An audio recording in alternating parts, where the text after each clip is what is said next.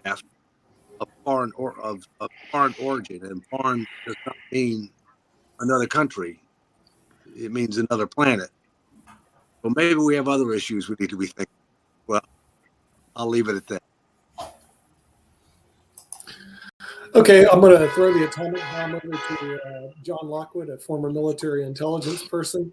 Thank you. I'm sure when you're with military intelligence, you can give us the odds of us getting blown away before 2040. So what was the talk in military intelligence about the atomic bomb? Well, I can give you the perspective from my own research and from the views that I have expressed a number of times on Sasha's program, is that the current capabilities of ballistic missile defense, as demonstrated by the highly successful use of Patriot. John, we lost. Yes. Yeah, excuse me? We can't hear you, John. Well, I've got. Can anyone hear me? Yes, I hear you. you. Fine. Yeah, you're good. Okay. You're good. Anyway, as I've expressed those views on previous programs, the near-term solution, immediately, I agree with David that the most likely outcome of the current conflict in Ukraine is that there would be an armistice, that the fighting would stop only with an armed truce, an armistice similar to that which developed at the end of the Korean War. And that the only realistic way to proceed, given the current level of technology, given the fact that we have highly effective ballistic missile defenses as embodied in Patriot, and that we have the potential for creating, we have the potential, as advocated in my book, The Russian View of U.S. Strategy, many years ago, that the U.S. and NATO should join together to create a global ballistic missile defense system capable of neutralizing the nuclear arsenals of Russia, but also by extension, China, North Korea, and any other rogue nuclear states. We would do this by upgrading the Space Force to include a space fleet armed with laser weapons in Earth orbit that would be capable of neutralizing nuclear missiles in their boost phase. By using this combined system, we would create a ring of interlocking shields around the nuclear arsenals of our opponents, and we would be able to impose a degree of strategic stability in space and regarding nuclear warfare that is heretofore unprecedented in the post-Cold War period. That is the technological means by which we would do this. Is it feasible? I agree. It certainly is within reach, given the political will and military planning to do so. I also agree with David that the use of the atomic bomb, when looking at it in retrospect and what the likely alternative was, it was far preferable to actually invading Japan in Operations Olympic and Coronet, which would have resulted in over 1 million American casualties and arguably even more Japanese casualties, far more casualties than actually resulted from the use of the atomic bomb itself. And I would also argue that the use of the atomic bomb has put the fear of God into humanity against a World War III. And it has arguably preserved the peace in preventing the outbreak of a large-scale war between the superpowers or any other powers. So there have been some benefits, however reluctant we are to admit them. There have been some benefits to the demonstrated use and potential of nuclear weapons. Unfortunately, the Russians see their nuclear arsenal as their main means of leverage over the West. And they also see it as Boris Yeltsin put it in a speech to the Russian Duma in 1994. He said, the only reason Russia is considered a great power is because its armed forces have nuclear weapons. That tells you all you need to know about Russia's attitude. Nuclear weapons are much more important to the Russian self-perception than they are to the United States. For us, nuclear weapons are simply a bonus, in addition to all the other instruments of power and leverage that we possess. The Russians have no such breadth of leverage. So that is where I would stand on it. I would say that as we can lower the probability of nuclear warfare if we proceed in conjunction with our NATO allies in creating a global ballistic missile defense system. And we do that, we neutralize nuclear weapons as weapons of war. And in the words of the late President Ronald Reagan, we render them impotent and obsolete. Yeah, well, we're bringing Rick Rosner, who also took the prerequisite for this course. He watched the movie Oppenheimer.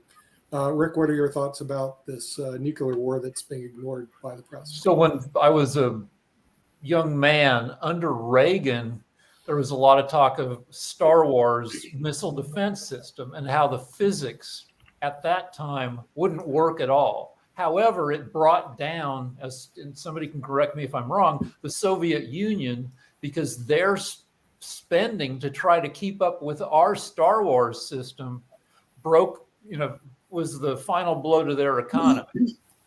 And now it's 40 years later, and I would guess that we'd be that much closer to a ballistic defense system that would actually work. Mm-hmm. Okay. I agree. I fully agree with Rick because in the book KGB: The Inside Story by Christopher Andrew and Oleg Gordievsky, in that book, Gordievsky describes a KGB report on the U.S. Strategic Defense Initiative that was sent in April 1985 to Gorbachev. And in that report, they stated that the U.S. SDI system would eventually be able to block 90% of Soviet missiles in a first strike, and there was no way that the Soviet Union could keep up with this capability. Now, I ask you, did we have the capability at that time? No, it did not matter. The Russians believed it. They acted on that belief, and they spent themselves into bankruptcy trying to counter what turned out to be a phantom SDI program, but only in the research and development phase. Now, you So Rick is mentioned quite 90%. correct. You mentioned 90%. That's a problem because I just looked it up, and the U.S. and Russia each have more than 4,000 warheads, nuclear. And, if 10% of those get through, that's still enough to obliterate the planet. Though it's with nuclear numbers, it's really hard to tell, what's operational and the terms are, for non-pros, and I'm a non-pro, it's hard to know what you're talking about between nuclear missiles, and then you've got individual reentry vehicles, like one missile might have 8 nukes on it that spread out as it gets close to Earth, and it's hard to know, but 90% is nowhere near safe enough. Well, here's a factor that you should consider, and which most people do not. Once you introduce ballistic missile defense into the strategic equation, you introduce a great deal of the more uncertainty you introduced in the minds of your opponent as to how successful a nuclear strike would be.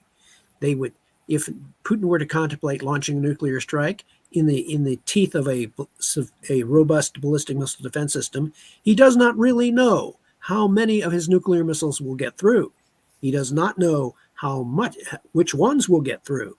What he does know is that if his nuclear strike fails to achieve its objective of destroying the United States and or NATO, he would be subjected to a devastating nuclear counterstrike by the U.S. and its NATO allies.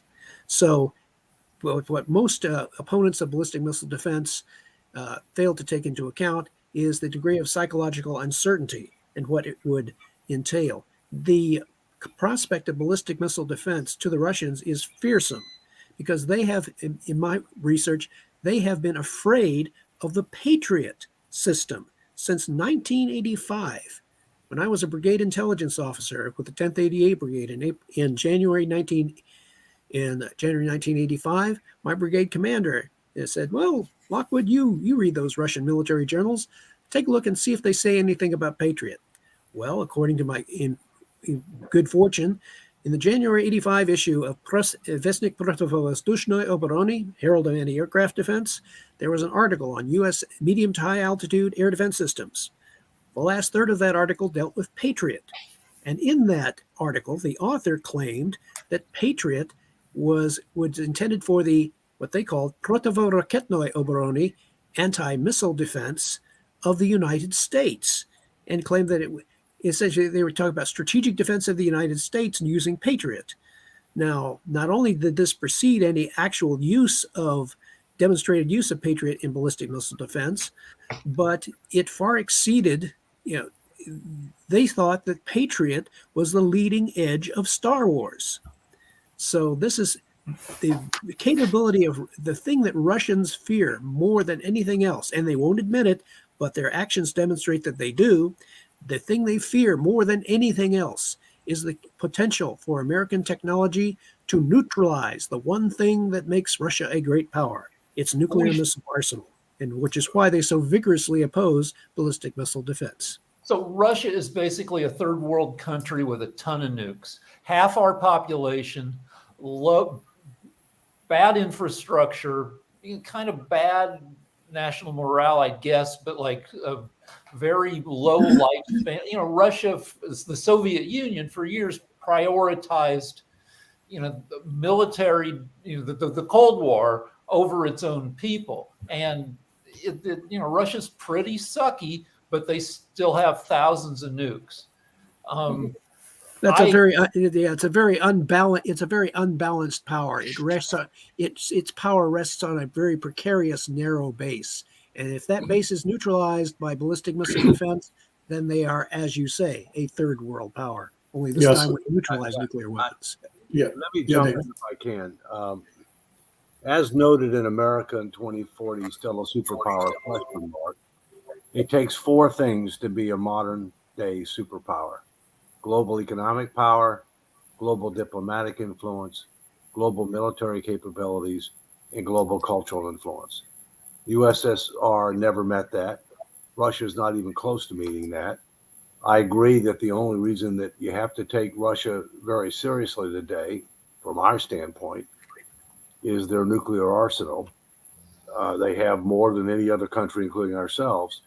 At the same point in time, I believe that the concept of mutually assured destruction effectively mitigates any idea that the Russians would have of doing a first strike on Europe or the United States, because most assuredly they would be devastated. And the idea that they would be able to knock us out of the ability to respond in kind, I think is not realistic. And so therefore, I think you have to say, all right, and how might nuclear weapons be used if they're used at all? And that's where I think you have to be concerned about the use of tactical nuclear weapons, because they're not in the same category as strategic nuclear weapons. And that's what I get the most concerned about. I mean, ideally, I'd like to see us eliminate nuclear weapons.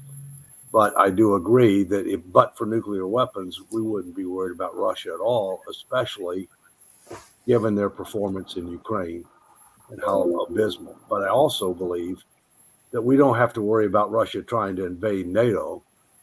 I don't think he ever had any intention to invade NATO. I think what he wanted to do was he wanted to topple the government in Kyiv, put in a friendly government to Moscow, take over eastern Ukraine, create a land bridge to Crimea, and have a buffer in western Ukraine, which would be governed by a friendly government to Russia, similar to Belarus, but would provide a buffer to NATO. And given the performance of the Russian military in Ukraine, him trying to think about taking over anything else, I think, is ludicrous. I would agree. Yeah, I think your assessment of Putin's original thinking is quite accurate.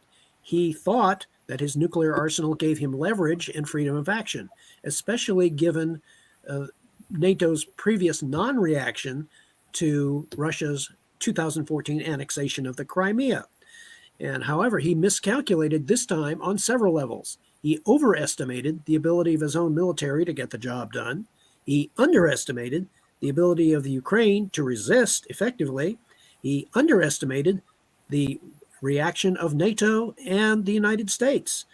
And in this case, now he has galvanized the NATO alliance. He has, in fact, has resulted in its expansion, including Finland, and an additional 800 miles of hostile border with Russia. So he has miscalculated on several levels. He never anticipated this situation, is clear. And so now he has to reckon with the possibility of now he is caught, as Lyndon Johnson once said, it's like being caught in a Texas hailstorm. He can't make it go away, he can't run and hide, and he can't make it stop. Yeah, I would agree with that. You know, you've heard the humorous comment that Putin's going to win the NATO Recruiter of the Year award. Yep. It's not going to make much. Sasha, since you used to live in Odessa and you were actually in the military with the Soviet Union, what are your thoughts relating to, or did they have any thoughts relating to the potential atomic war? What's your thoughts? I think that I agree that the nuclear use, first of all, will be tactical nuclear weapon before anything else.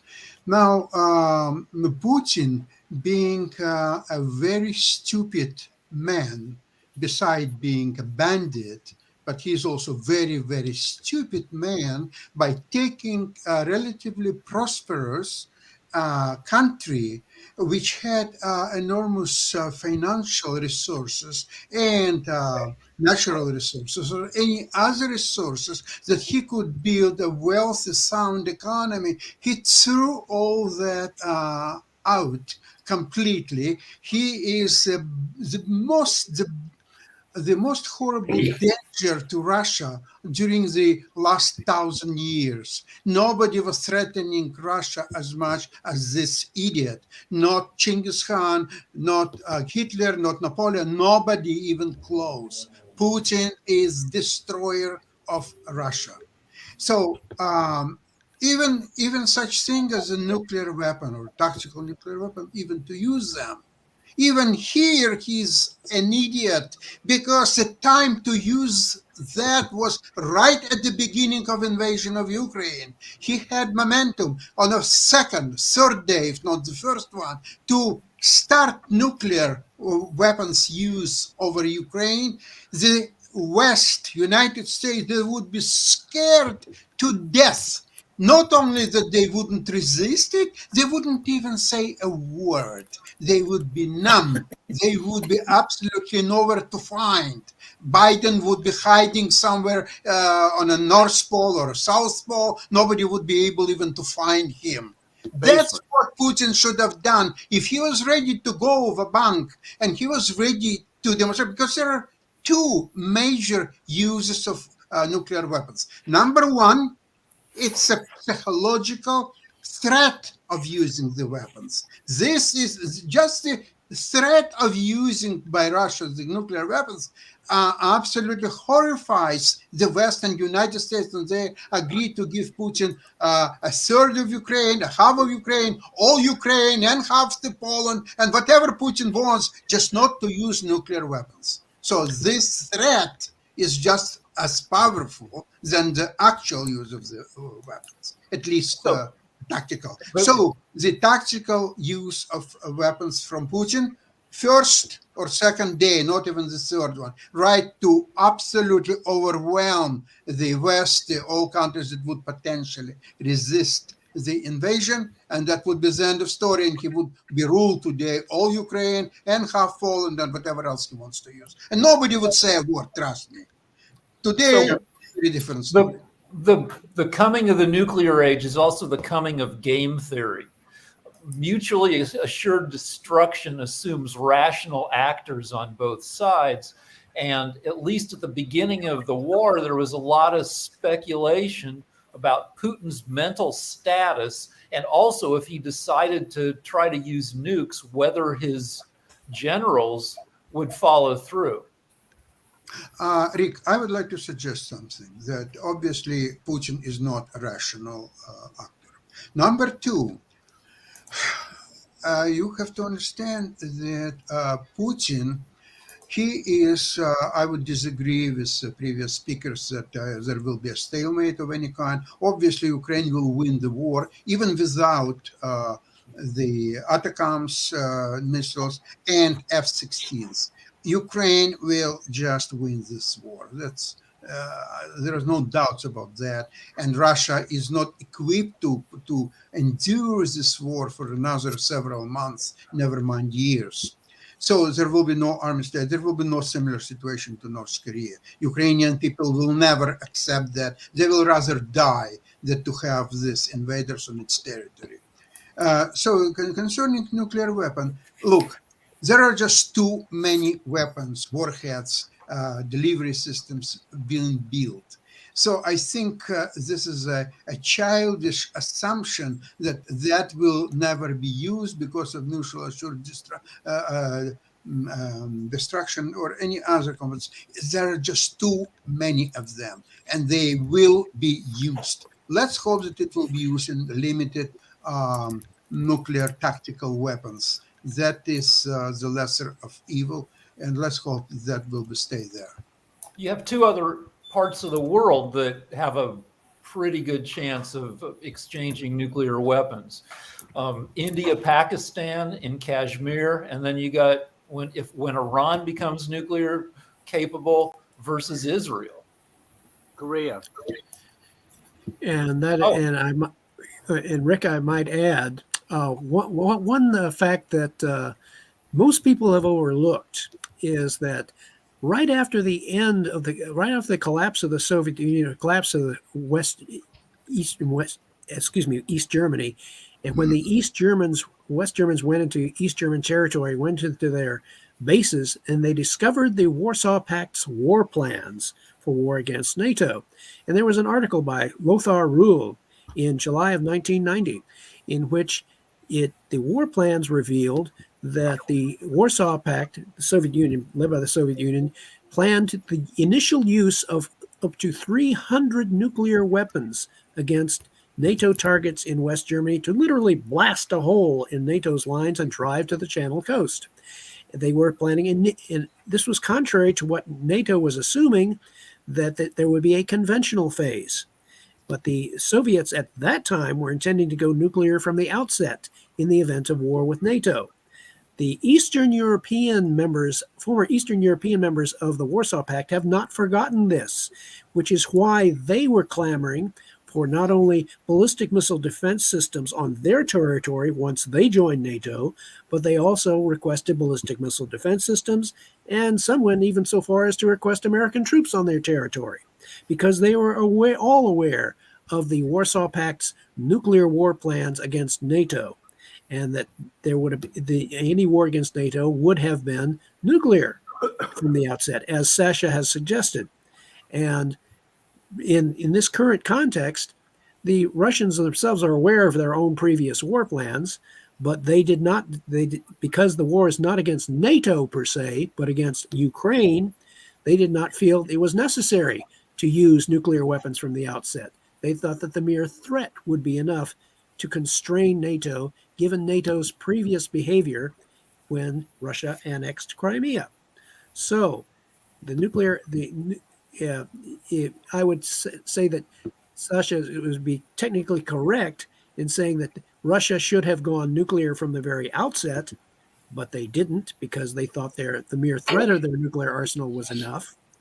And remember, the way Russians interpret deterrence, they translate deterrence as ustrashenia, intimidation. They call them their intimidation forces.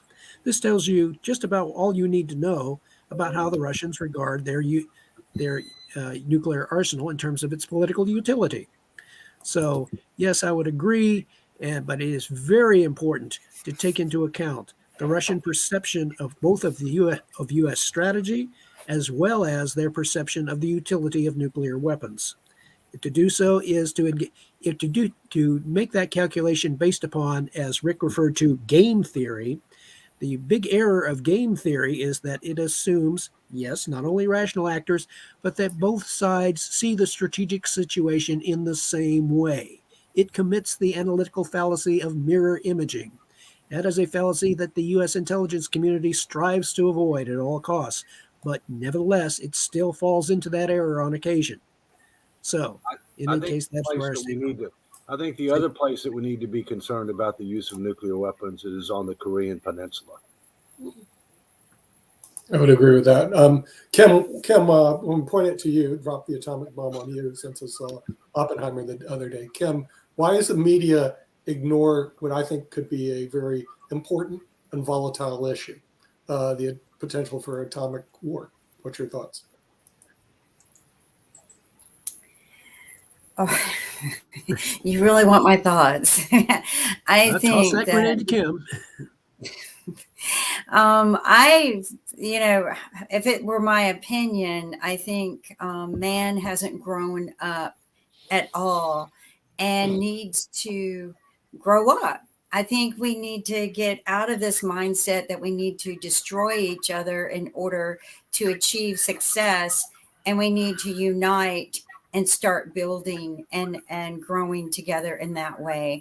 I think we got a long way to go, and I hope that the aliens come visit us before anyone decides to push any one of those buttons and stops us.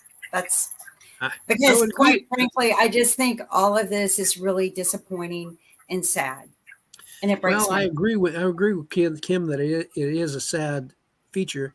However, I would propose, as I've been proposing several times, that we use our technology to neutralize nuclear weapons. Once they are neutralized as weapons of war, then we can go. That goes a long way towards being able to disarm. It's a lot easier to get rid of weapons that are no longer militarily useful.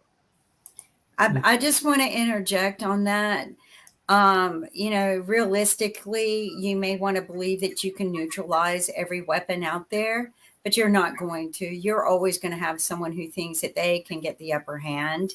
And that to me is just a disappointing leadership role in this world, that leaders have to think with a gun and a bullet and destruction rather than lead to grow and become a healthier world and nation. I mean, we've got how many billions of people in this world, and maybe a handful who decide that we have to lead with so much destruction. But quite honestly, just because you neutralize one or two doesn't mean you'll neutralize them all. And then you'll put those people in danger and not be able to defend themselves, because unfortunately we are in a society, a world society, where we have to be able to defend ourselves and always think 3 steps ahead of the other people, as opposed to being in a situation where we just need to plow the fields, grow the food that we need to eat, build stronger and better and healthier nations. And that's sad, because we're allowing a handful of people to determine our destiny in a world of destruction and hate. I mean, but you can't put down your guard now. It's too late. It's kind of like somebody telling me, I don't need a gun in my home. I do need a gun in my home. I need a form of destruction in my home to protect myself, because that's the way our society has established things. Well, as one science fiction author once put it, I would rather have a gun and not need it than need a gun and not have it. Exactly. Well, Exactly. I'll bring on Lee Newton Rhodes, because he was a presidential candidate at one time, maybe still doing it. But after listening to this hot conversation, have you rethought? And I'm sure they're not going to even bring this up in the debates. Everybody ignores this. It's like the 800-pound gorilla in the room. What are your thoughts about this potential blast-off atomic war that could happen in 3 or 4 different areas of the world? Yeah, I feel like most of what is said, but like what David said, those 4 criteria, does that apply to China? And we're only talking about Russia, North Korea, Pakistan. Should we start talking about China also in the mix? Am I wrong? Right. In theory, but I don't think we have to worry about China using nuclear weapons anytime soon. I mean, the big issue with regard to China is what are they going to do with Taiwan? And if there's a blow up on the Korean, and if there's a blow up on the Korean Peninsula, which there could be, what will China do in that regard? I think the most rogue nation with regard to nuclear weapons right now is North Korea. I agree. They're the most rogue nation, and we have to keep in Not mind, Iran? not yet, but they could be. Second, I think we have to keep in mind that as noted in the book, there's an alliance against U.S. interest economically, diplomatically, militarily, and culturally. And that alliance is China, Russia, North Korea, Iran. I could add a few more, but I won't. Those are the big four.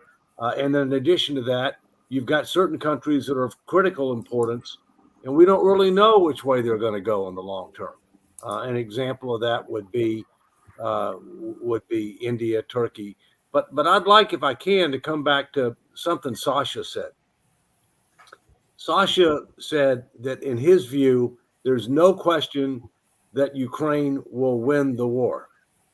All right. And here's my question, Sasha. All right. How do you define winning? And secondly, what is the basis for that statement? Because both sides have problems with regard to the ability to sustain their current situation, including with regard to munitions. Okay, one of the definitions for Ukraine to win the war is to get out from Ukrainian territory as borders of 1991, all Russian invaders, period. That's one definition. Another definition, for example, could be complete its attack which they're doing right now, to free most of the territories. It could include Crimea, or it could be just going on the borders with Crimea and under the threat of continuing attack to bring Russia to the negotiations, at that way successful negotiations, because Russia is ready to negotiate even in half an hour. All they want is to keep the territories that they grabbed, and then to have some kind of a ceasefire or so on. So in the next few months, if not earlier, they would reconfigure their armed forces, and they would continue their attack on much more favorable conditions. So right now, on the front, remember that several months ago, Ukraine had very successful attack in the Kharkiv region, and they free all the Kharkiv region as a result, and they were doing very well. And they done quite well in the Kherson attack, but it was again several months ago. By these negotiations about tanks and the ATACMS missiles and F-16s, what West and United States are doing, they are providing time to Russia to build incredible fortifications, mining well over 200,000 square kilometers of mines. And these minefields, they are unlike anything West or East or any country in the world ever seen. So now Ukrainians are required to go to neutralizing these minefields and their fortifications without air superiority, without long-range missiles like ATACMS. So what West saying to Ukraine, well, you just go ahead and see what you can do. If you will be able to free more territories and become victorious, then, only then, we will give you ATACMS and F-16s or so on. Or if you can't do that, then why do you need this? Because they're expensive systems. We are not going to give them, and especially now that most likely Trump will grab the power in the United States. It doesn't matter if he will rule from the jail or from the White House, but he still has very good potential to become president, which he will stop absolutely any help to Ukraine. So that's where we are. But you know what Ukraine says to that? Thank you. We will continue our attack with or without Western help. Full stop, period. But with all due respect, that doesn't sound like a winning scenario. And in addition to that, I don't see Russia giving up Crimea. You know what's happening right now? For a long time, the question of success of Ukraine was that they will take back the territories. That concept changed a few months ago to to kill as many Russian soldiers as possible. The more soldiers you will keep killing, then territories will come to you because nobody will be able to protect them. There will be no Russian fighters left. So every day, anywhere from 500 to 1,200 Russian soldiers are being killed. That's what will decide the war. Not military help or financial consideration or use or no use of nuclear weapons or that. It all doesn't matter. All for Ukraine matters today. How many Keep Ukrainians are being Russians. killed every day? Depends if Ukrainians are in the defense, they're losing very few soldiers. They're very masterful in erecting their military defensive positions, and they're very masterful in all fights, face-to-face fights. Russians are losing 10-1. Now, the only time when Ukrainians lost actually quite a lot of not only soldiers but also the military equipment was when they started to probe Russian positions in different directions. When they're on offense. When they were on offense, yes. Right. They were lost. But even that now, since it's been also improved, and now the Ukrainian losses are limited to a great degree. You mentioned mines, and I saw an article that said there's so many mines in Ukraine now that it could take centuries to clear them, which makes me want to invest in a robot company like Boston Dynamics, because the company that comes up with crews of robotic mine clearers could get contracts worth billions of bucks to clean up Ukraine once the war is over. That's true. Yeah. Yes, so there are other ways to get rid of the mines, and some of them are being used.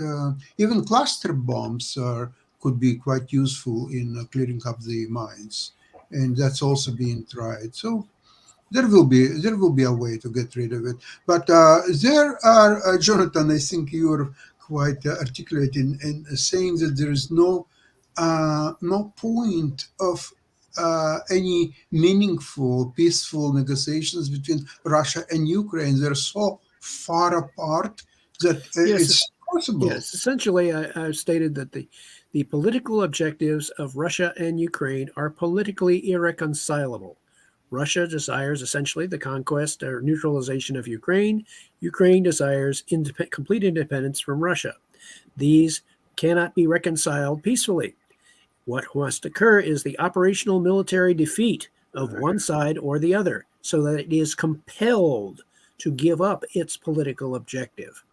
And so in this case, I would agree with David that the most likely outcome is not a peace treaty, because any peace treaty that rewards Russia in any way, shape, manner, or form for its unprovoked aggression against Ukraine is not a treaty of peace. It is a treaty of appeasement. And so instead, what you would be more likely to have is an armistice, a theater-wide ceasefire, where overt hostilities stop, but the Ukraine and Russia end up facing each other like two armed camps.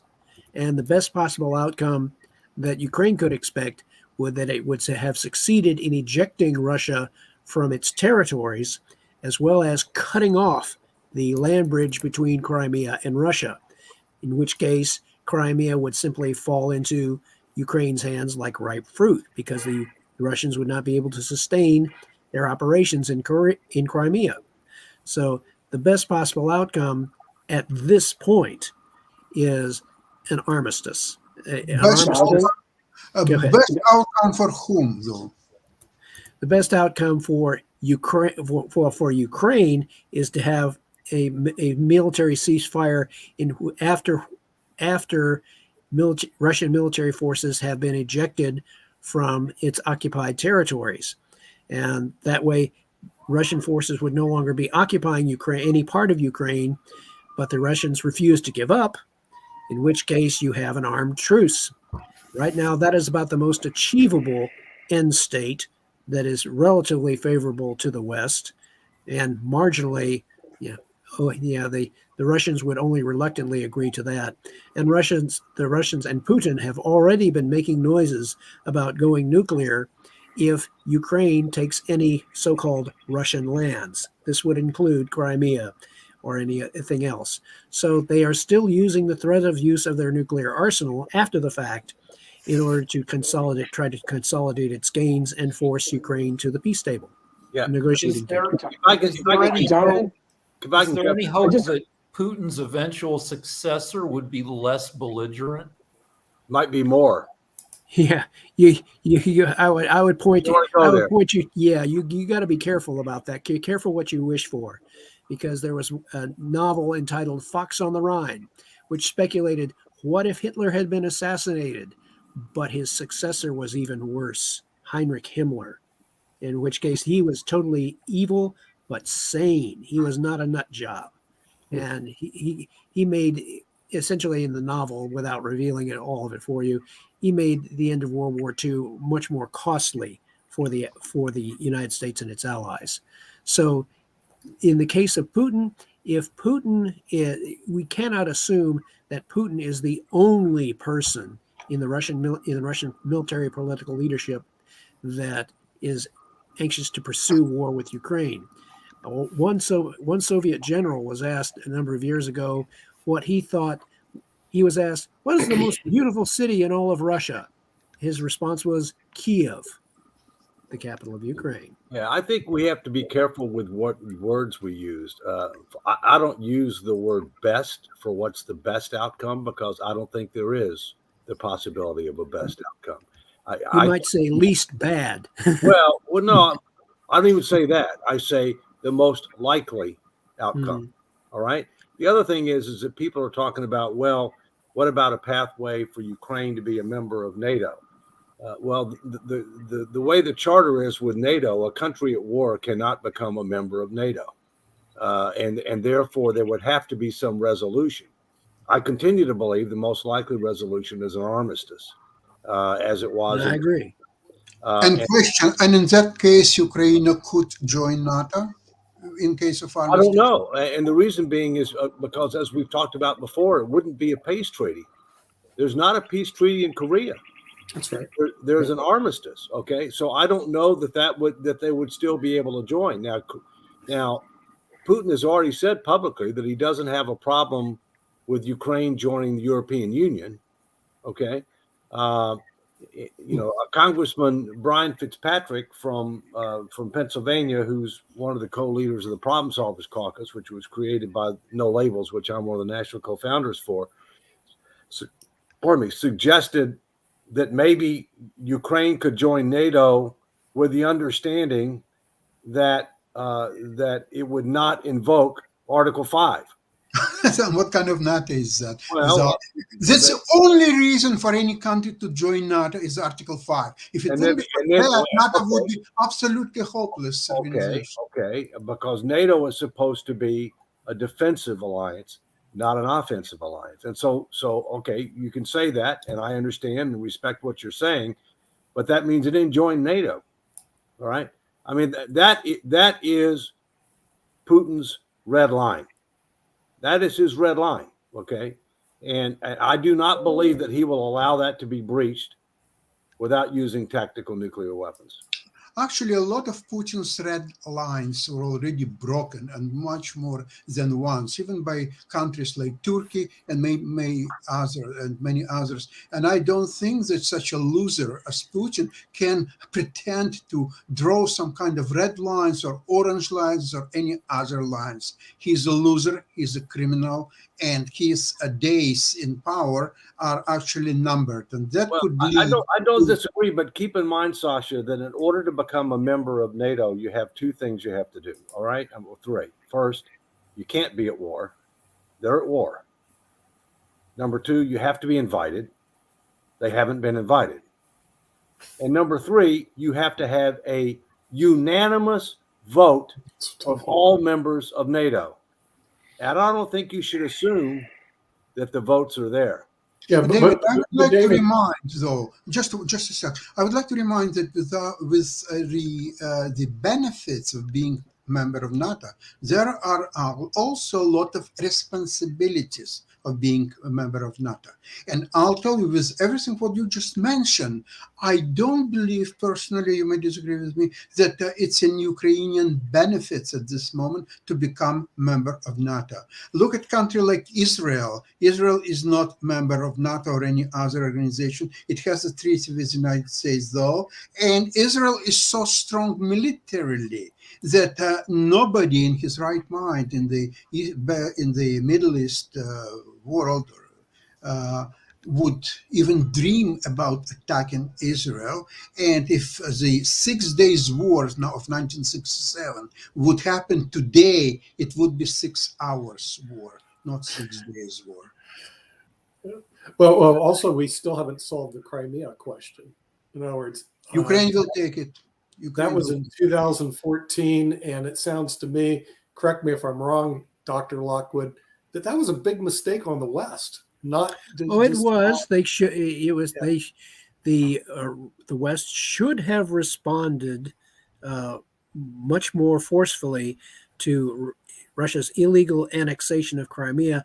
Because they did not respond, they created the perception in Putin's mind that if he undertook a special military operation against Ukraine, that the West would not respond, especially since they had a democratic administration in place. He did not expect Biden to respond in the way he did.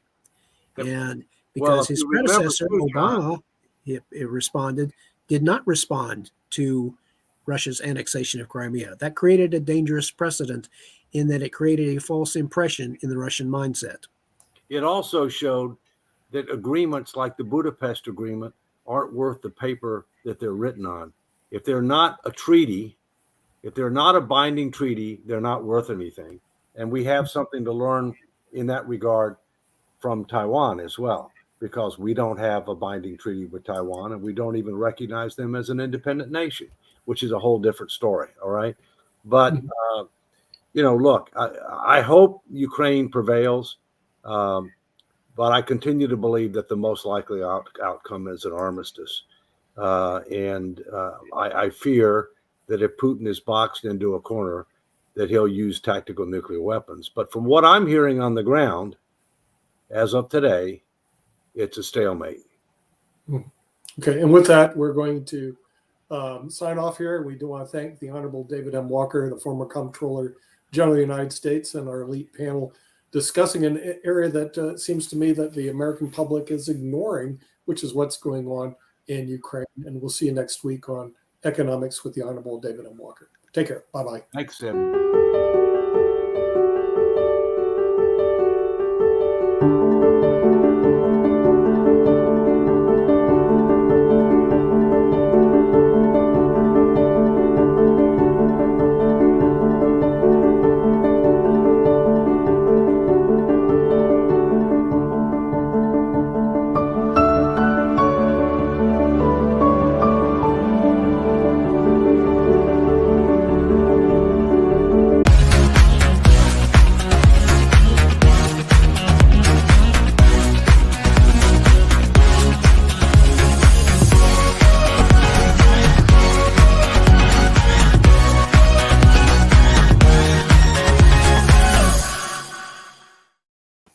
Hello, everybody. Welcome to the Media Show. I'm Nick Pallavito. I'm going to be your host for today. We're going to talk about banned books, but we're also going to talk about other things that are involved in the media, including some of the issues relating to how education is taught, especially in the great state of Florida, where apparently there's some curriculum that's showing how slavery is such a wonderful thing, such as it provides job skills. I'm wondering about free room and board, et cetera. And that's being done right now in the great state of Florida, which is quite interesting. Now, with that, we're going to California and see what their opinion is about this area. First of all, we'll bring in an author who actually wrote a book that, to my knowledge, is not banned, but maybe should be. It's called Chess for Dummies. And with that, we're going to bring in the dummy himself, Jim Eade. Hi, Jim, well, welcome to the Media Show. I hope your book is not banned. It doesn't show the Chess for Dummies, but I saw your book at Barnes & Noble the other day. Oh, good for you. Good for Yeah, me but too. your book wasn't banned yet. No, Okay. I don't expect it to be banned. but I didn't go into history. Oh, Except right. for chess That's history. true. Yeah. The chess books haven't been banned yet. With that, we're going to bring somebody who's a writer for Jimmy Kimmel Live and also a member of the Mega Society, which no one knows what that is. And that's Rick Rosner.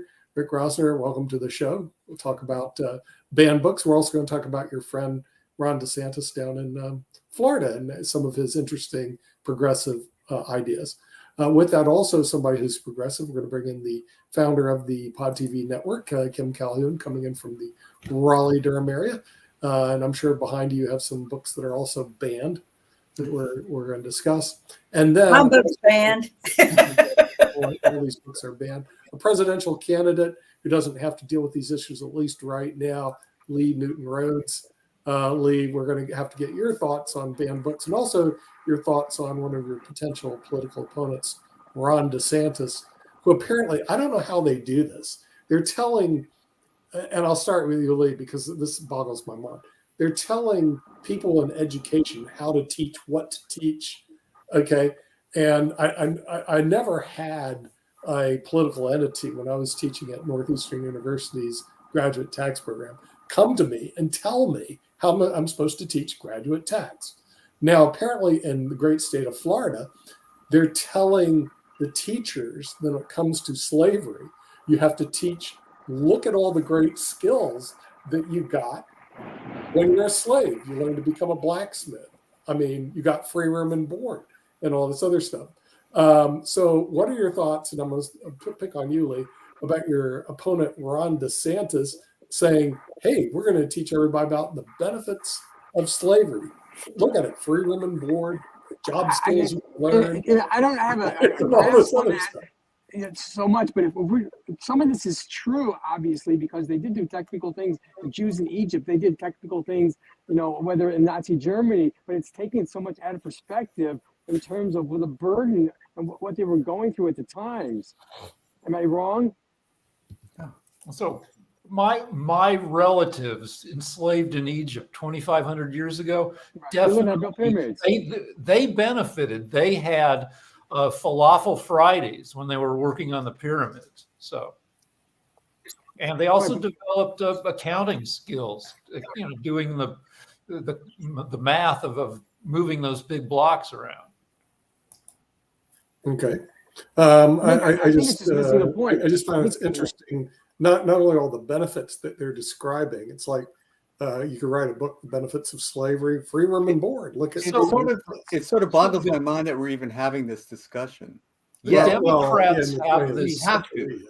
The Democrats have a strategy, which I don't know. As a Democrat, I'm often annoyed by, which is just lay back and let the Republicans be Republicans, which maybe in this case is a good strategy because DeSantis in January was the preferred candidate of 40.5% of Republican voters.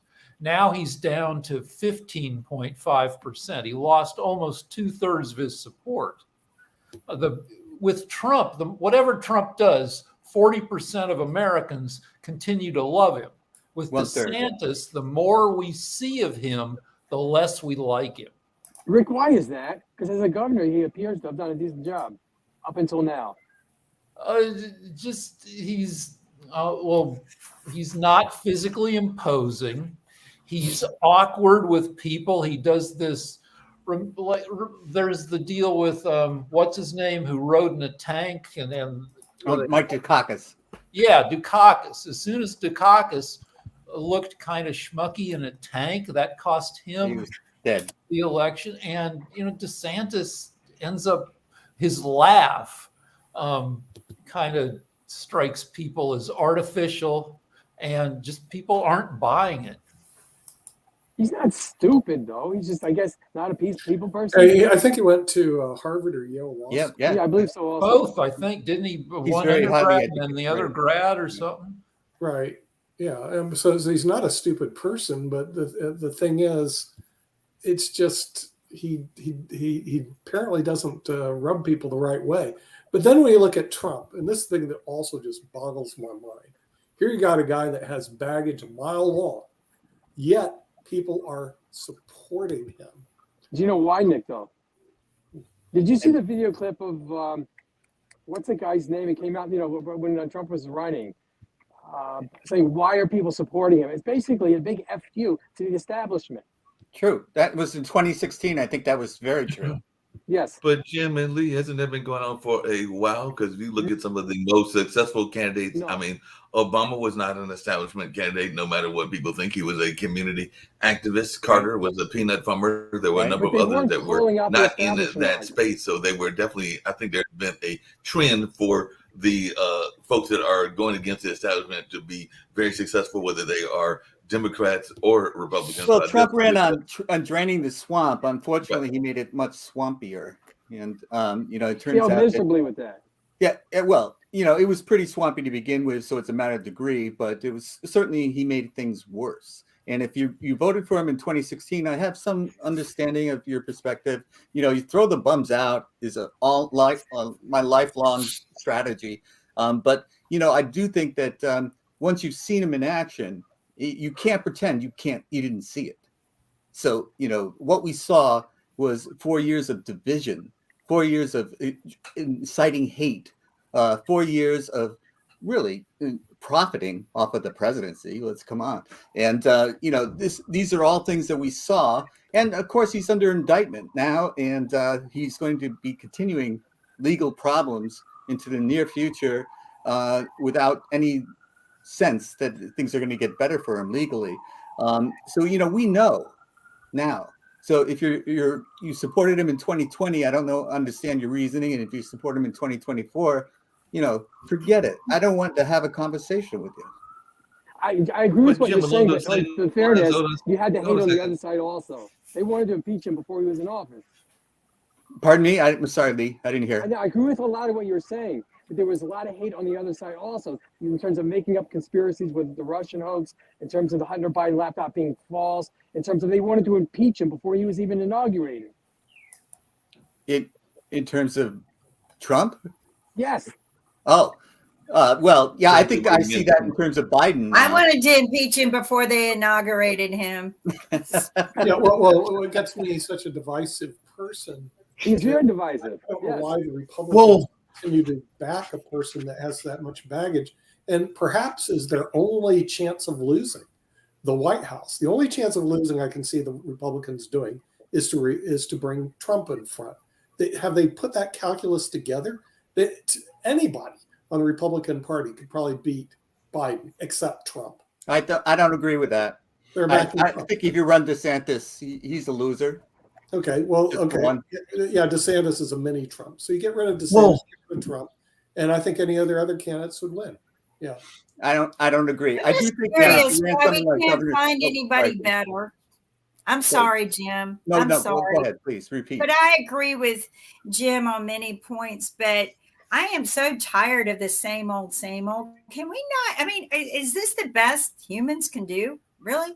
Come on, people. Yeah. Where are the aliens? My God, I am waiting for the aliens to invade the earth and fix us. Are we really going to suffer Biden and Trump running again? An old man that anybody can beat. Sorry, Jim. So in all honesty, we are. Any Republican can beat him, with perhaps the exception of Trump and maybe DeSantis. No, I disagree. I totally disagree. So Nick, the problem that I can see with the Republican Party, if they do not have Trump as their head, you're going to split the Republican Party completely, because right now Trump is sitting at 50 some odd %. Everybody else is like 30, 40 points behind. So you're not going to have anybody else but Trump in there. To answer Kim's question, no, Biden isn't the best of the Democrats and Trump is not the best of the Republicans. What ends up happening? What the Democrats are doing is they're destroying all their young people by pushing Biden's agenda. And that's 4 years goes by in a flash. Show me, come on, Jacoby. 4 years goes by in a flash, Nick. People that can take this old man's position, and they're not letting him go up. It was like when Hillary Clinton, they pushed everybody aside. Hillary's going to be our nominee. Well, Nick, let me tell you who would win in the Republicans. If they would nominate Governor Sununu from New Hampshire, that's a real Republican. But he has no chance. He would lose in the primaries. And he knows it, so he doesn't even run. Yet that guy is the kind of Republican that a guy like me would consider voting for. But, you know, he has no chance in this environment. So you're only going to support losers. These guys aren't going to win a national election until they lose enough that they change and they start thinking, oh, yeah, guys like Governor Sununu really are conservatives in the way conservatives was meant to be. And we're going to start nominating them again. Then the Republican Party will bounce back. That Republican Party is stuck right now behind Trump. And that's why every Republican, and that's why Sununu has no shot. That's why Christie has no shot. That's why the what's his name? He's also running the one of the only other, well, the only black Republican in the Senate. Scott. Scott. They have no shot. Last name because the way that Republican Party is built, well, the way the Republican Party is right now, everybody wants to out Trump. They want to cater to that MAGA base because that is the base of the party. So what you got? I think people are just lazy. If for whatever reason Trump would drop out, either willingly or whatever, he would not be part of the picture. What would the Republican Party need to do to get his supporters to stay in the party? Yeah, that's what they're doing. They're trying to out Trump. DeSantis is running to the right of Trump. DeSantis, everything that he's doing is antithetical to what the Republican Party says they are about, but that's to the right of Trump. But he comes across as a phony when he does it. Yeah. Everything that Ramaswamy is talking about. Ramaswamy is talking about, well, I'm going to pardon Trump. So that's what he's trying to do to galvanize and grab that MAGA base. And Nikki Haley also said she'd pardon him. Yeah, and that is actually somebody that I had a modicum of respect for. They have no platform besides we want the MAGA base. So what they're doing is, hey, we're going to out Trump. Trump says he was going to build the wall. Guess what? I'm going to actually build the wall and do what Governor Abbott is doing, pushing kids into rivers and drowning kids and causing injury. Wire in the rivers. Yeah, that's what I'm going to do. Greg Abbott is right. Oh, well, Trump said that he's against gay people. So you know what? I'm going to run an ad that shows me as a macho man and even puts in Christian Bale's character who was actually a murderer. Who cares? But he's a manly man. That's what they're doing. That's the whole Republican Party right now. And that's the problem. Parties have drank way too much Kool-Aid and have actually just drowned themselves in their own misery and sorrow to see who can one up the other. I am disappointed in the Republican Party. You know, everybody accuses me of being a Democrat, and I was actually raised and grew up a Republican. I actually grew up a human. My parents tried to teach me to isolate the people and pick for the right person and vote for the right person. But honestly, I mean, can we not just put age limits and make these people take tests to prove that they're even brain capable of running a country? And not just brain capable, but empathy wise, I think there needs to be a test. I think we need to test these people to make sure they understand who our country is, that they are for our country, that they know math, they know finance, that they don't file bankruptcy every time they poop because they can't do anything better. And I think that we need to get them upgraded a little bit. And I think we need to put it, you know what, guys, please don't take me wrong here, but I'm going to hurt myself too. I think we need to put an age limit.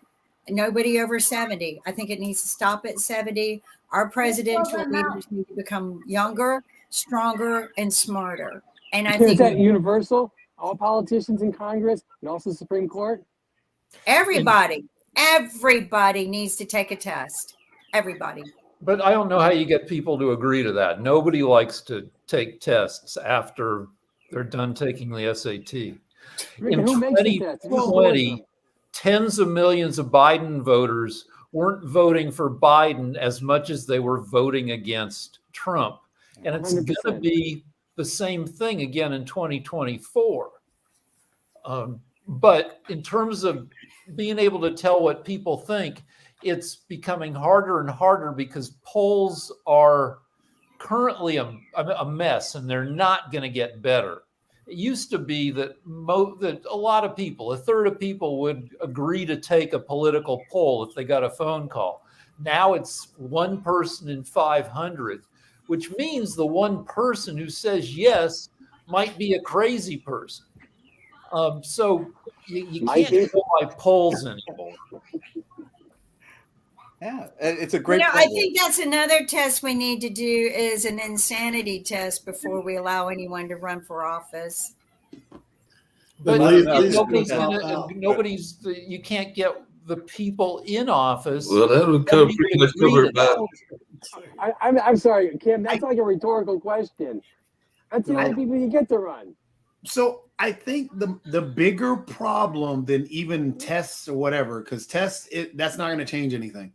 The problem is we need a more educated electorate, and one that is not against education, and we need to focus on that and focus on having a true press and not one that's split down the middle sometimes. Well, the one that gets marketed the most, because the problem that we run into, we can have a young person in there, but then you still can have a young crazy person in there.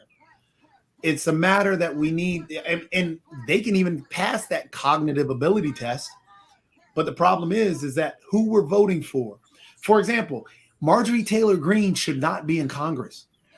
Oh. But that's your opinion. A lot of people like her. She should not. That's your opinion. That's not millions of opinions. But again, that's yours. But again, I don't like her either. But what I'm saying is, she should not be based on what we claim to be.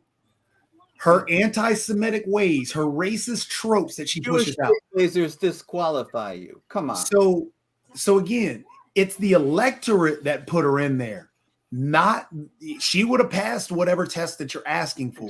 She could have passed about any candidate. Again, but again, if you gerrymander your district enough, you're going to get anybody that you can't even put up there is going to win. So that there's a lot of problems here, but we got off the track of what's wrong with claiming that slavery is good for people. What's wrong with banning books? Can we get back to those types of discussions? Because we have a politician who's running for president. He's getting it. James, he's posting above 10%, anyways. And he's advocating this stuff. Yep. And we're not shocked. We're not just appalled. I am completely appalled. I just got a question. When we say banning books, what do we mean by that? Because clearly, not all books are appropriate for K through 3, for example. Lee, is that considered banning? Lee, do you believe that the story of Rosa Parks should be banned? I didn't read the book, so I can't answer the question. But in theory, I would say no. So no, Lee. Her story should be told. Lee, but I didn't read the book. If her story should be told, the problem is that you have individuals like Ron DeSantis who believes that this is making white children feel uncomfortable and feel like me that Ron DeSantis said, and maybe he did, I don't know, that people should not be made aware that there's this lady called Rosa Parks and what happened to her. But then on top of that, think about it. That's what you're saying? For example, if I believe I believe that a book is bad and it shouldn't be for my child, should I have the ability to say, Lee, your kids can't read it too? No, typically, when I grew up, Toby, I don't think anyone's saying that. They're just saying that is what they're saying. School library. No. Take it out of No.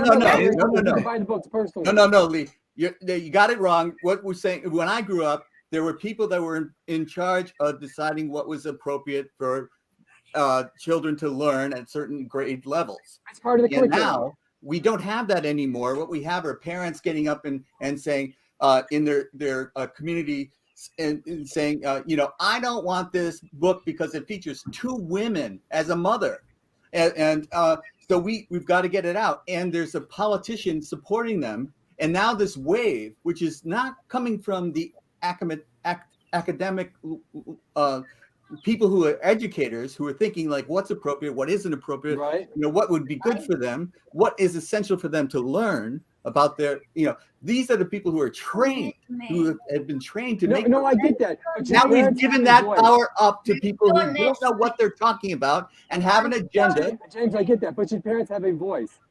Not in that. I should not be able to tell you what you can and cannot read based on my kids. Toby, so using that logic, I get that. So here's a Huckleberry Finn point. and Tom Sawyer, if you consider that racist, it's been part of Lee, schools for years. I think you missed exactly what Jim said. There are academics that are doing this. And Mark Twain has been in. Let's say you're in a part of that. But hold on, Lee. That book is part of the curriculum, and you don't And it like should it. be. Lee, At a certain age, it should be. And it will Lee, be. What Jim is saying is that unless these Christian people have their say.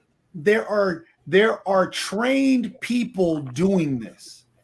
You have untrained people who have opinions. Right. First of all, to say they're all untrained, I is. think, is disingenuous. Some of them may be trained, but they're just No, they're not. No, they're not. No, The people but that as a group, ran they're the not book trained. on As a group, Rosa they are. Parks felt that it was woke. The Book people that ban- banned the book on the two penguins had never Florida read is the where book. everyone goes to die, not just woke. All right. Yeah. Book banning is another conservative wedge issue that mobilizes a loud minority. Since 1988, the Republicans have won the popular vote in just one presidential election because most of their policies aren't supported by a majority of the American people. So I want to add something where people bring up, don't I have a right as a parent to decide what my child learns? And, I have to say that we have to be a little bit ethical and have some integrity when we pick books for our children to read as they grow and learn and expand their minds to what the world and what exists in the world. But you know what, when we're talking about all of this and about the presidential and who has rights over us, you know what, let's go back in history just a little bit. Let's go back to when our country was founded by Christopher Columbus. Oops. Has anyone ever read his journals? We've seen It wasn't excerpts. He founded wasn't by a good Christopher guy. He was a Columbus. bad guy. He So, got I mean, fired for being a bad guy. He landed at the wrong place. The purposes of starting this country, and I always said it, the people who left Europe, they were criminals. They didn't want to live by the rules there. And again, I'm going to ask everyone, Christians, come on, you guys have done nothing but hurt people with using the words of the Bible majority of the time.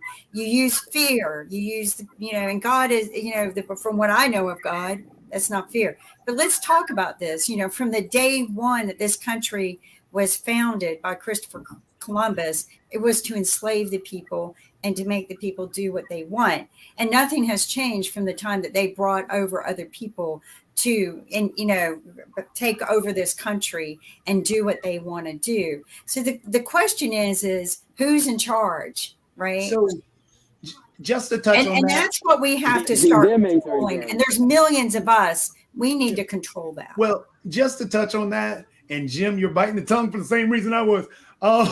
So we're going to leave that alone because that's a long another discussion. But to touch on, we'll make this simple and talking about who controls and so on and so forth. The academics decide what goes in the library. The parents decide on what their kids can check out. You, Lee, what you're asking is who decides what goes in that library. That's the problem. The academics are supposed to be there to decide that. Your child isn't the one that's forced to check out that book at all. And my child is to check that book out. I agree. They are But forced let's say freedom. One at a time. human. One at a time, guys. Something slipped through the cracks. And your child takes out a book and you say, what the hell was this book? But that's your child. That's your child, your responsibility. That's not mine. But what about when I teachers disagree. assign readings, Jatovi? What about when teachers and schools assign this is what your child has to read for book assignment? As a parent, you have no choice over those matters. That's and a great you know what? point. I am for reading everything and anything you can to learn Kim, everything and everything. No teacher is assigning a 5-year-old a Playboy magazine to read. So Too bad. They might learn we have to something. be honest about what's being checked, what is actually being assigned, instead of saying, hey, well, the parent has no decision over that. Well, the teacher really isn't assigning a child something that is inappropriate for them. Yeah. But we don't many of know these- in your Yeah, world. Toby?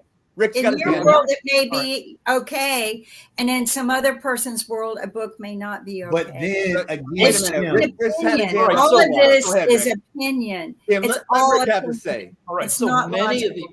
Hold on a these second. I think Rick campaigns- had something he wanted to say. All right. Many of these campaigns, including Moms for Liberty, are AstroTurf campaigns, fake grassroots campaigns bankrolled by rich conservative organizations to create a fake grassroots movement to get into school boards and schools and take them over by people with right-wing agendas.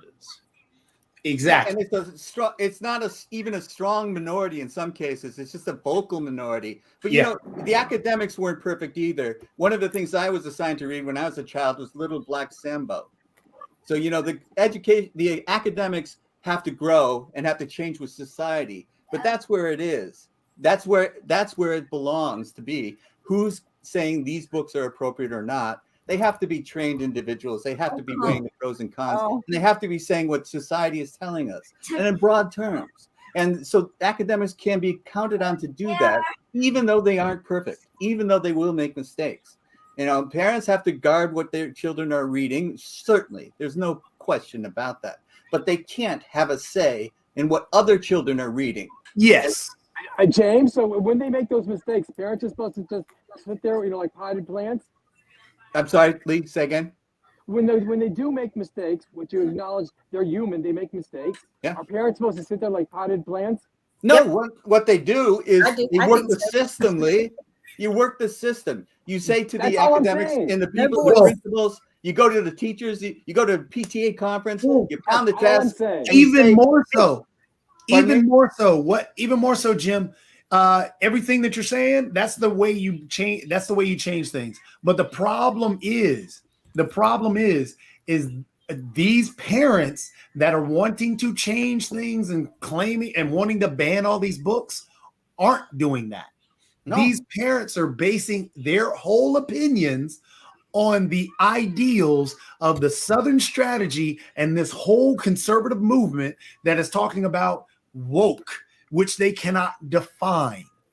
They're trying to go against diversity, which they are upset about. So all these books that are banned, are you telling me that it is so bad that a kid reads about Ruby Bridges and how she had to deal with the racism and struggles of just going to school? It's bad for a kid today to read that, so we have to ban that book because this conservative organization feels that it's too woke for kids to read at that age. That's the problem that we have now. It's not the academics that are creating these issues. It's the fact that these conservative ideals and ideas that are coming through this whole notion And of they're not even conservative. I think it's a mistake to call them conservative. They're way to the right of conservative. We're talking about fascism. Hey, Jim Well, and look, Jacoby. I don't think that's a Jim fair and Jacoby. statement because Isn't there have been part- some hold on a statements. second. I'm Jim sorry, and- Mark. Jim and Jacoby and Just a real quick point. Lee, isn't part of the problem that there is a notion of Cliff Note history, and that is what I think is going on. It is too problematic, and I've actually had folks in my family that are part of the education system as well as a number of friends. So I think that we get too caught up in the Cliff Note version, which is that we tell about the heroes of history and all of. Whoops, Mark, I lost your audio. He might drop out. I think where he's going with the Cliff Notes of history, Mark, you can correct me if I'm wrong because your audio disappeared, but you're talking about only the goods and creating these heroes, but ignoring the fact that there are some negatives. It's called cherry picking. It's unfair to everybody. But the problem is, again, when you're saying that it's unfair about cherry picking, do you know what critical race theory was trying to do? was trying to educate the whole picture about the problems. And that's what's being banned, is the fact that, for example, they want to ban information about redlining and how that's effective, or how that affected people today. That About might how be that's part of critical race theory. And then if that's true, that part should definitely, history should be taught. I'm on board with you with that. But in that's terms of condemning people now for what their grandfathers may have done or not done, but I that's don't not think what's that's fair. happening. That's It where may the not- conservative mantra maybe it is. should not be happening, but and some No. people feel it is. But Lee, that's what I'm saying, is that it's not happening. Nobody is condemning today, the individuals today, for slavery that happened years back. What people I are don't trying think to that's do, true. Maybe they're not supposed to, but I think some places they are. Lee, what people are trying to do, like with critical race theory, with all these other things, they're trying to explain why there are problems today, and trying to get to the root of a lot of these problems, and asking for empathy and understanding so we can move forward in ways to help each other move forward.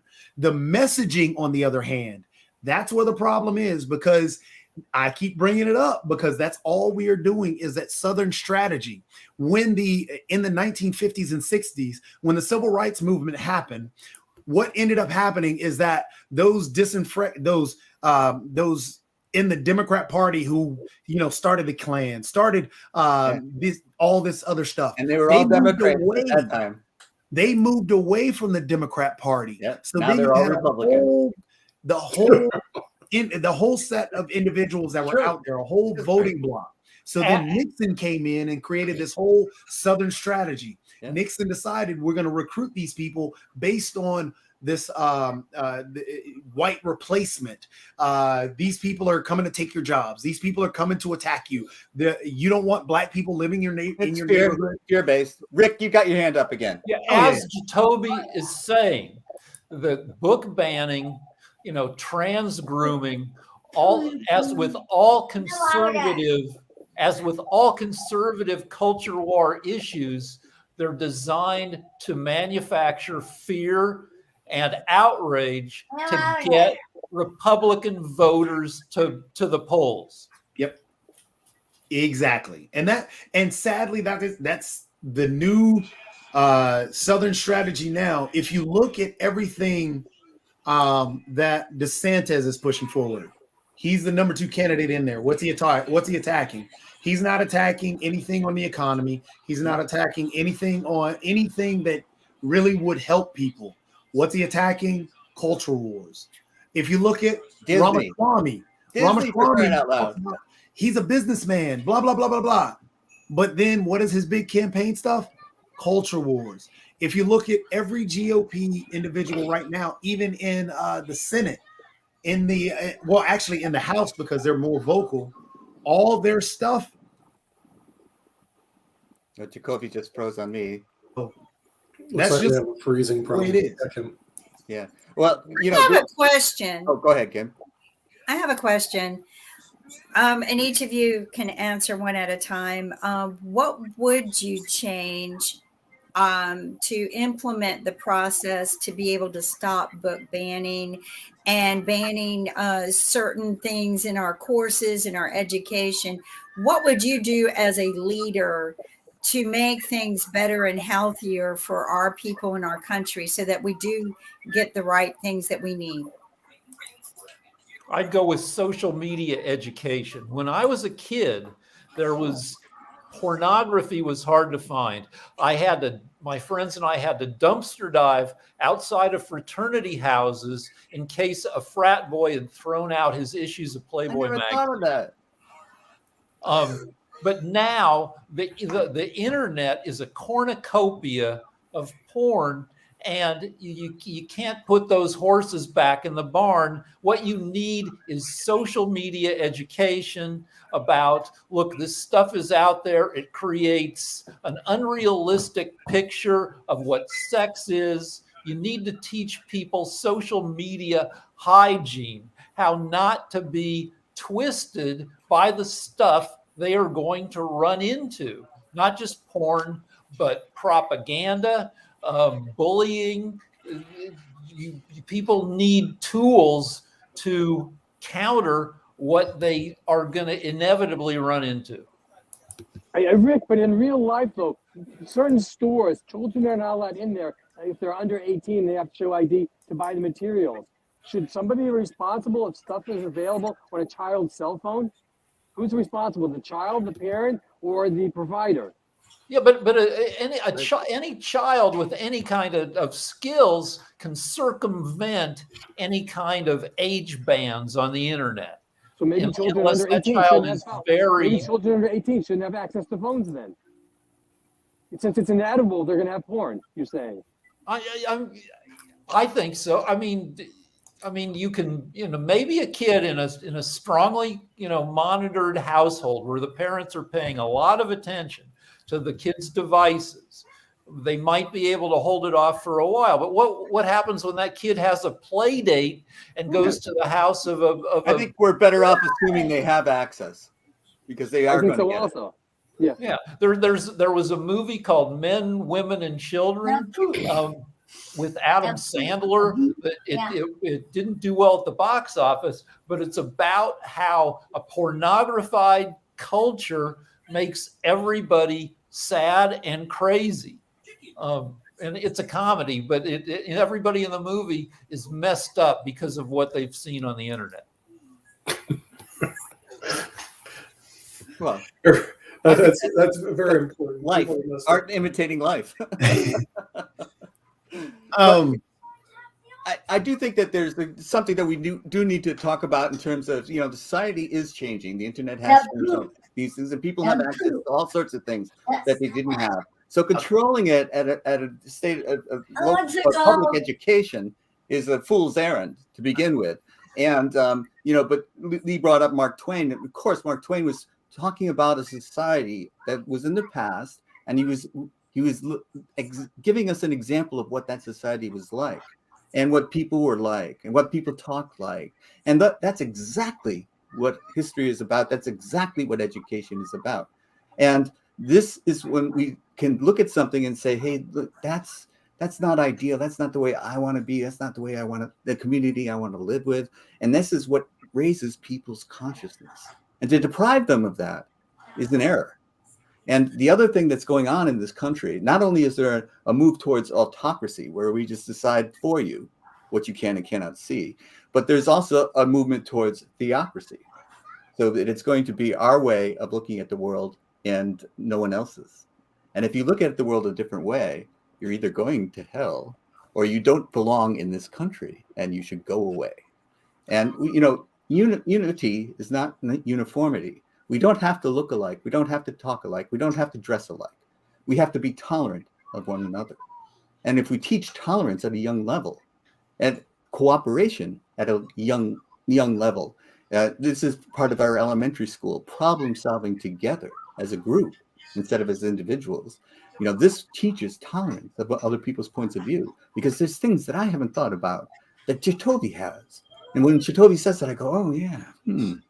And, but when I'm just stuck by myself, not meeting to Jacoby's, I'm going to say, I figured this out. I know it best. And I'm going to try to impose it on you. That's not what it's about. Exactly. Everything Rick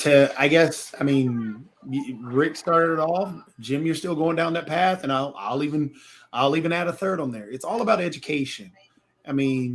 The more, as an analogy, we all, if we're walking down the street and say we're in a section where there's a bunch of buildings, we're all walking down the street and we come up and we see there's this alleyway. It's a dark alleyway. Does anybody want to walk down there? No, because we don't know what's down there. But if we do know what's down there and we know that it's not something to be scared of, we'll walk down there, no problem.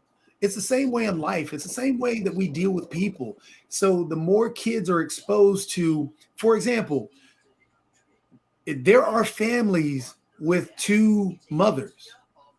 If that's in the library and kids are exposed to that, it's okay, because then that kid, when they grow older, are not going to abuse or condemn or treat those with two mothers or two fathers as aliens or as people that I need to abuse because they are different than me. That's So less than. education and Actually, understanding Toby, I think that's a jump. Just because someone's it's not a different. jump. No, just Well, because let him someone's finish. different, where does someone get the license to abuse or to harm or to hurt people just because they're different? Where's that psychology or that thinking come from? That in our thinking DNA. comes from, yeah, when we are I'm sorry? afraid of something, when we are in afraid of our something, DNA. it goes into that. Yes, in our DNA. And when Is we're there a afraid DNA of something, to be hurtful towards people who are different? Yeah, when the other. yeah, The other. I It's wasn't classic taught that. psychology.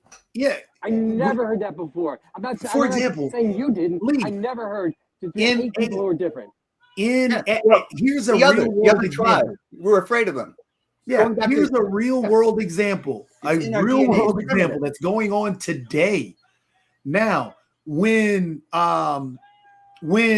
the and we'll start off with how we're talking about immigrants coming across. When the immigrants are coming this way, do they point out anything about what they're searching for, or are we otherizing them, trying to demonize them, saying, well, they're coming for our jobs, they're taking our jobs, they're bringing drugs, they're carrying across lines because they've got cantaloupes? Are we actually individualizing them, or are we humanizing these people, or are we trying to demonize them to a point that we're fearful of them? You can do both at the same time. I mean, which one are we doing legitimately? Looking at our news. It depends why they're coming here. If they're coming here to bring fentanyl, I think we shouldn't be naive and say, you know what? They just want a better life. Okay, But if they're rather coming than here muddying as the family, waters, 'cause they're rather than leaving- muddying the waters, I'll do it a different way. We'll go back to the alleyway. Okay, say there's a dude at the end of the alleyway, and you don't know that guy. Oh, Lee disappeared. Okay, yeah, but the more and more people are getting eaten. yeah. I know. It's an yeah. Internet Monday. Yeah. But I'll say this about what we're one thing. I'll change the subject just slightly and say what drives me crazy about the left sometimes is this every word is triggering, so we need to watch our language to the point where we can't speak, because everything that we say could offend someone else. So we can. This is the opposite of banning. Or not the opposite. It's a way of banning. And I'm against banning, period. So, banning books is, it's a question of like, why are we even having to talk about it? It's absurd. This is what they do in autocratic regimes. They are the ones that ban it. We're a democracy. We don't do it. So, I don't understand it, but we're having to talk about it, and it's a real thing. We have to talk about it. But on the left, we also have this, like, you can't talk about certain subjects because they might be offensive. And, I think everything should be on the table. We should be able to talk about anything. And whether or not it triggers someone potentially has to be, you want to be compassionate. You want to be, careful with your language to a certain extent, of course. And we want to raise our consciousness about how some bad language of the past can be just thrown out, And I think that, as a society, we're better than we were, and we're far from perfect. But there is a push on the left to censor language, which I think should be discussed as well. You can talk about anything if you talk about it with an understanding of what is potentially bad about what you're talking about. You can Twitter, before it got just wrecked by Musk, was a good place to see how people learn to talk about all the hot button triggering issues without being a jerk about it. As currently constituted, the government and media are ill-equipped to deal with all these issues. We got a bunch of old people in government who are just not up to speed on possible fixes to our current dilemma. And, media, 24-hour news, has terrible habits. So it becomes up to individual families to educate their kids and to form coalitions, real coalitions to defend values. I completely agree. It has gotten to a point where, and I think another problem, because having the way our world is now, information is coming at us so fast, and so many things are changing, so many societal norms are moving, and us as at even our age, it's tough for us to keep up. Lingo's different. What people want to see is different. What people feel about particular things are different. So trying to establish those early with, through education, exposing people to them early, so there isn't that, hey, what the heck is this? Scaring people. That helps. Kim? Can I ask, what idiot moron banned It Takes Tango book? I mean, come on. And Tango Makes Three or whatever. A real life story about two penguins who hatched an egg together and raised it. I mean, what idiot moron would first off ban a real story about nature? And I mean, why? I mean, I want to know who did that, because I want to get them out of office. I want them out of office. Again, that is everything that we're talking about. That is stupid. The majority of books banned deal with LGBTQIA, that community, and the Black community. Nature. There's also women involved, but yes, it had. You said two. You know what? Dolphins are gay. Dolphins are gay. Most of nature has gay nature in it. I mean, dolphins. Oh, no, that's that wokeism. That's that dolphins are very horny fish, mammals. Yeah, that's why there's a lot of nature is gay. You know what? Most of our society from day one has probably been gay. They just hide it. It's control. Hey, Achilles was gay. The part that tickles me about the whole argument about, oh, well, you're showing it now, so you're going to turn people gay. Yeah. Well, homosexuality is natural. Homosexuality is natural.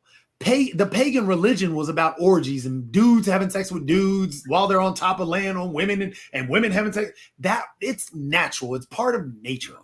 But having everything deal with, okay, well, we got to have Mickey and Minnie. Well, I bet you Mickey and Minnie didn't turn those homosexual individuals into heterosexual individuals. So how does it work where if you show Mickey and Mickey, now you're going to make kids gay? It doesn't work that way. I'm afraid. I think people have lost their intelligence, but I mean, come on, this beautiful book about two penguins, and I personally just want to know what idiot moron it was, so I can just make sure I can focus on them and get rid of them from our society leadership, because that is stupid. Often it's one lunatic with access to a school system who comes up with a list of 500 books that person hasn't even read. And if the school system has a one strike deal, that if one person, files a complaint, that book is gone until it can be until somebody can take a look at it, then those books are gone. Well, it's amazing to me that we're talking about educating people. So, like, for example, nowadays, it didn't used to happen. It wasn't known about or talked about when I was a little kid in elementary school. But now people have two dads or two moms.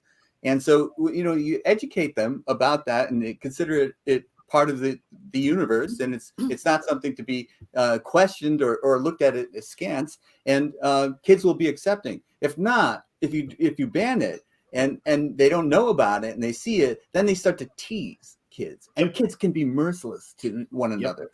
So then, you're subjecting these children of these people to abuse. And because of ignorance. And we have to stop ignorance. If we can just stop being ignorant, then things will get better. And we know for a fact representation matters. So we know for a fact that there are kids struggling with their identities and what they're trying to. They're struggling because they don't want to tell people that they like kids of the same sex, or because they know they're going to get picked on. But if they are accepted and found books to educate them and say, okay, well, it is okay for you to be you. Right. That is a powerful thing, because That is very powerful. From the African American community to women to any minority, any crazy person like me, so growing up, reading about somebody like me, helpful. And you know what I don't get? They don't put down murderers and mass murderers and criminals. They put down people who love other people. They put this down. They make it. But again, Jim, I want to ask you something. When you say ignorance, to me, ignorance is when somebody doesn't know any better. These people know better. They have an agenda. So what would you call that? Well, that's not ignorance. That's willful. It's a political strategy. Yeah. And hatefulness. That's not ignorance. That's hatefulness. But I love the fact that you give it that. But it's not. I think they're exploiting people who are ignorant, who don't know any better. They are. So there are people at the top leading them, and they're more articulate, and so they follow them. The people who don't know any better are being led down this road of hatred, and that's what Trump defined to me. Is he was exactly at the top of his Trump country, did that, leading the country down a road of hatred. As you know, we've got high levels of income inequality in this country right now. What we're going to increasingly see is information inequality. That, like, if you read science fiction, a lot of science fiction set in the near future has Jesus land, which is the South, kind of separating itself from the rest of America, and information is less free in that area than it is in the rest of the U.S. Well, so I want to add something. If you wanted to consider a conspiracy theory that, when COVID hit, that's when they kind of gave us this landslide divide of income, when they started giving all of this rich, wealthy people the PPP loans that they don't have to pay back. And they made the poor people even more poor and more poor. Here's $1,700 check, send me a donation because I gave you $1,700, Trump. But in the same instance, they're giving the rich people bigger and more money, of which they eventually voted they did not have to pay back. And that's where the continental divide has begun now. Is that started then during the Trump period. Now, how great and wonderful it will be for him to walk right back into his strategy to take over the world.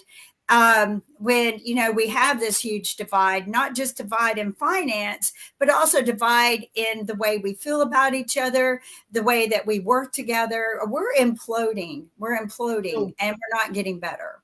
I will say that the divide and all that happened before Trump. I will say that Trump exacerbated that divide. I agree with that. Because to give all that money with no payback, that's huge. But it wasn't. Trump was made possible, before Trump this was Trump going is on. a symptom and not the cause. There's just so much that trickle down economics was the big thing that Nixon began. That was another one of the things that he began. Voodoo economics, and it got pushed big time by Reagan and the GOP, and that was it's river up. It's river up, baby. I've been telling our buddy David K. Johnson, it ain't trickle down. It is river up, right back into their pockets. But it's not. The problem is we are not trying to truly educate our. Getting back to the electorate, we're not educating our electorate. The easy thing is, and this is why we don't have the best and the brightest. It's because it's easier to sell a bumper sticker than it is to sell a book. Mm-hmm. Talking to a book author, that hurt. and I must say that also the you think about what's going on in Russia right now. What do the Russian people think about the war in Ukraine? They think that the Ukraine's Nazis and that it's a good thing that they're fighting them. Why? Because the Russian media tells them that over and over, and they have no other source of information. The ones that do know better have run away because they do have other sources of information. So what is the Russian media being able to tell you the truth? And how do I've actually met Russians who said, I agree with you. I've actually met Russians here in the U.S. who have said that, that this was necessary. So mean, You know, I mean, who am I to argue with them? I don't want a gun to be pulled out and shot me. So I No, just please don't have that happen, Kim. We've got to keep PODTV going. And the all of Arab this. Spring, I was just going to say this real quick, Mark. The Arab Spring was part of the information, and that's why the uprising happened. China suppresses information about its country. And there is, matter of fact, they're doing that over a video game just recently. They do that in a bunch of video games. North Korea is all about information suppression and propagating how, oh, Kim Jong-un was a gift from God. That's the propaganda that they push out, and their country believes, their people believe that until they get working hand in hand with information suppression is the fire hose of propaganda model. Yep. When you flood people with so much misinformation that they have no chance of finding out that it's BS. Yep. Well, I want to add something positive before we wrap today. Okay. Just something really way cool about good news is this month is the 2 supermoons. Okay, guys? Oh. 2. All right. So make sure you go out August 1st, starting at 2 p.m. Eastern Standard Time, and then going on into late evening, you'll be able to see this great, wonderful supernova moon. And then August 30th, the second moon, which is the blue moon.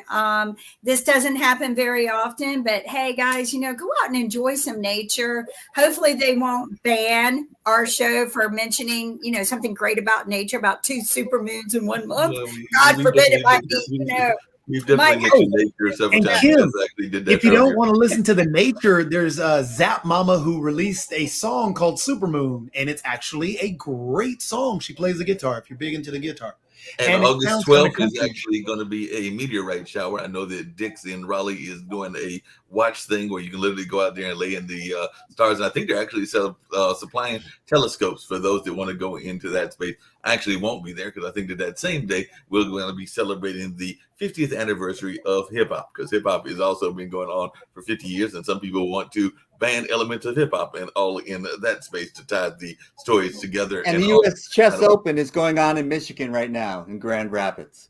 What's going on in Grand Rapids? The U.S. Open Chess Open Yeah, is going on in Grand Chess Rapids Thursday, right now. So Yeah, the U.S. Open and Grand Open. Check your And we've also got chess the feed. Women's World Cup and all in that space. So hopefully folks will be writing and checking that out. By the way, one of the host countries lost. So Australia and New Zealand were the host countries, and New Zealand has already been ousted. So New Zealand will be ousted New out of Zealand. the tournament and all that space, even though they are one of the hosts. Australia, I think, is still in it. U.S. is still in it. I think they have a game coming up this week, and tomorrow, they are favored to win that game and go into Portugal, the next round and all in that space. And to Rick's point, and I know we're wrapping up, if we ban books and all of that line, what are we going to do? Because we can't ban the telephone and all of the ways that people get all of this information. So if you ban the book, are you also going to ban the telephone? And as somebody said earlier on this show, you're not going to let 18-year-olds get telephones and computers? Good luck with that. I got an idea. Let's ban politicians. And we're going to abandon the show. Ban politicians. all right. Bye-bye.